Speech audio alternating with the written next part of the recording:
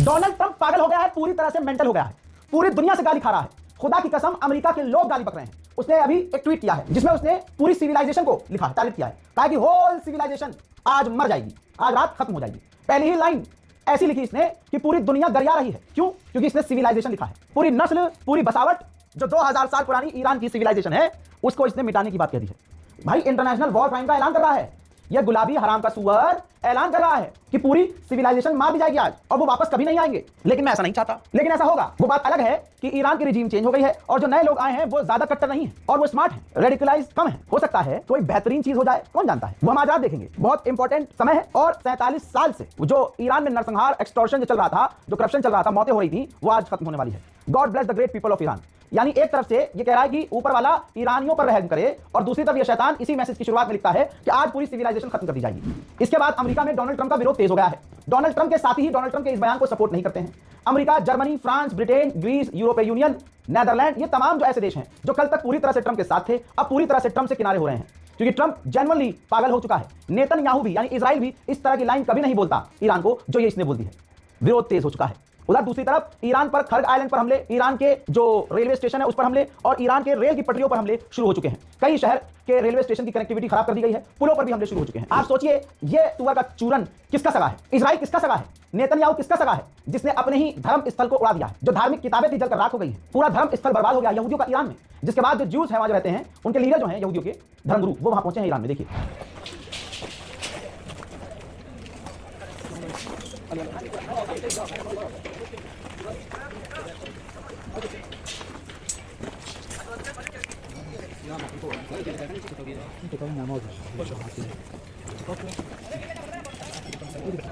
अभी अभी कशान के इलाके में रेलवे ब्रिज पर हमला हुआ जिसमें 2 सिविलियंस की शहादत हो गई है और ईरान के ऊपर हमले खतरनाक शुरू हो गए हैं जैसा 48 घंटे पहले वादा किया गया था। उधर ईरान के यज़्द के इलाके पर भी बमबारी अमेरिका और इजराइल ने शुरू कर दी है। देखें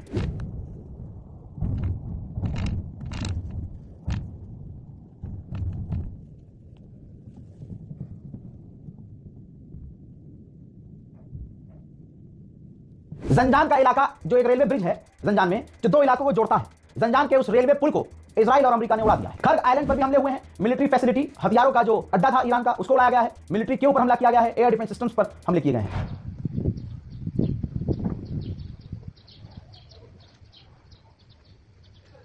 खबर बढ़ी आ रही है कि जो एक हाईवे है तेहरान को तबरेज और जंजान से जोड़ता है, 2 बड़े शहरों से जो एक पुल जोड़ता है, एक रास्ता, एक हाईवे जोड़ता है, उस हाईवे को अमेरिका इजराइल ने उड़ा दिया है। ईरान का हश्तरूद और तबरेज ब्रिज, हश्तरूद तबरेज ब्रिज आपकी आंखों के सामने है, अमेरिका इजराइल ने उड़ा दिया है। अल्लाह अकबर। कराज, तस्वीर आपके सामने, कराज के अंदर रेलवे लाइन पर हमला किया गया है। अमेरिका और इजराइल के हमले ईरान पर शुरू हो चुके हैं बड़े लेवल पर। अभी मेरे पास एक और अपडेट आया कि यहियाबाद जो पुल है, ब्रिज है वहां, उसको भी अमेरिका इजराइल ने उड़ा दिया। टकर कार्लसन ने अपने एक ताजे वीडियो में खुलासा किया है कि डोनाल्ड ट्रंप अपने व्हाइट हाउस को, अपने पेंटागन को मना रहा है और उनको समझा रहा है कि ईरान के खिलाफ न्यूक इस्तेमाल किया जाए, न्यूक्लियर हमला किया जाए। जी हां, ईरान पर न्यूक्लियर हमला किया जाए। टकर कार्लसन ने मांग की है पेंटागन से और अमेरिका के ऑफिशियल से कि डोनाल्ड ट्रंप को ऐसा करने से रोके कि न्यूक इस्तेमाल ईरान के खिलाफ ना हो। लेकिन जो ये वाला ट्वीट है पहले वाला, जिसमें उसने पहली लाइन लिखा है कि आज रात पूरी ईरान की सिविलाइजेशन मिट जाएगी, तो जाहिर सी बात है अगर आप पूरी सिविलाइजेशन को मिटाने की बात कर रहे हो तो इसका मतलब यह है कि आप परमाणु मारने की तैयारी में हो। बात तो ये लग रही है। शहीद बहश्ती जो यूनिवर्सिटी को तबाह किया है उसका ताजा मंजर आया है। भाई ये तो इंटरनेशनल लॉ का उल्लंघन है ना। आप यूनिवर्सिटी, आप स्कूल, आप हॉस्पिटल्स को उड़ा रहे हो। शहीद बहश्ती यूनिवर्सिटी को जो तबाह किया गया उसके सामने ईरान ने प्रेस कॉन्फ्रेंस की है और ये तमाम तस्वीर दुनिया के सामने आ चुकी है। अगली तस्वीर शरीफ यूनिवर्सिटी की है।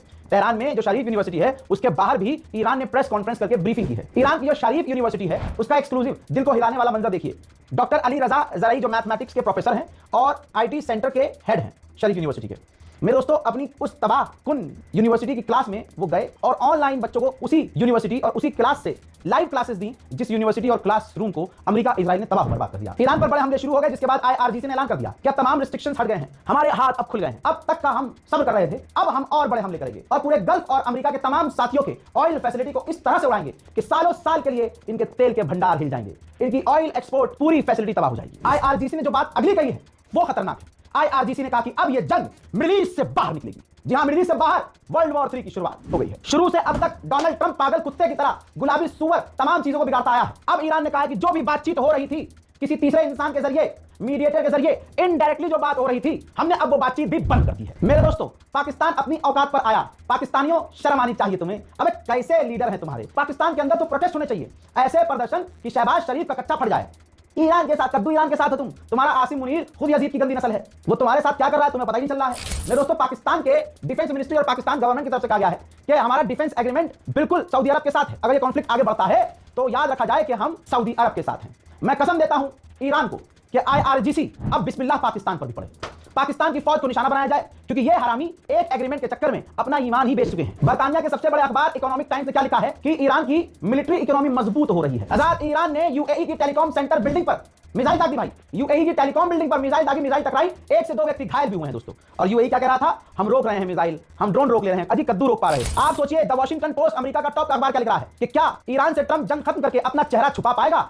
यह है अमेरिका के टॉप के अखबारों में डोनाल्ड ट्रंप की इज्जत, पूरी दुनिया में जलील हो रहा है ट्रंप। ईरान ने जो एक मिसाइल अब लॉन्च की है IRGC ने, उस पर लिखा गया है व्हाइट हाउस के अंदर जो बास्टर्ड लोग हैं उनके लिए वो बास्टर्ड होना गलत नहीं है, ये उनकी क्वालिफिकेशन है। ये कहते हुए उस मिसाइल को इजराइल और अमेरिका की साइट पर दाग दिया गया। वहीं एक और तस्वीर देखिए, मिसाइल के ऊपर डोनाल्ड ट्रंप का फोटो चिपका रखा है और जर्मनी का एक तानाशाह था, उसकी शक्ल डोनाल्ड ट्रंप को दी गई है। वहीं अमेरिका जो अपने जहाजों को छोड़कर भागा है, उनके मलबे को ईरान हटा रहा है और रिसर्च के लिए लेके जा रहा है। कतर के विदेश मंत्रालय ने बड़ा बयान दिया है। कतर के विदेश मंत्रालय के द्वारा कहा गया है कि अगर एस्केलेशन बढ़ता है तो हम ऐसे पॉइंट पर जा रहे हैं न जिसका कोई विजेता होगा न कोई हारा हुआ होगा, हालात कंट्रोल से बाहर हो जाएंगे। तो दोस्तों, अब अरबों की फटना शुरू हो चुकी है। मेरे दोस्तों, IRGC ने ऐलान कर दिया है, ऐलान आपके सामने है। कहा है कि पहली बार इस जंग में हमने ट्विन लॉन्चर वाली मिसाइल खैबर शिकन और फतह 2 दागी है और अब हम ऐलान करते हैं कि ये जंग का नया दौर शुरू हो रहा है। इसके अलावा IRGC ने लगातार मिसाइल ड्रोन लॉन्च की तस्वीरें जारी की हैं। ऐसा नहीं है कि ईरान जख्म खा रहा है तो जवाब नहीं दिया। मेरे दोस्तों, इस रिपोर्ट को शेयर कीजिए, चैनल को सब्सक्राइब जरूर कीजिए।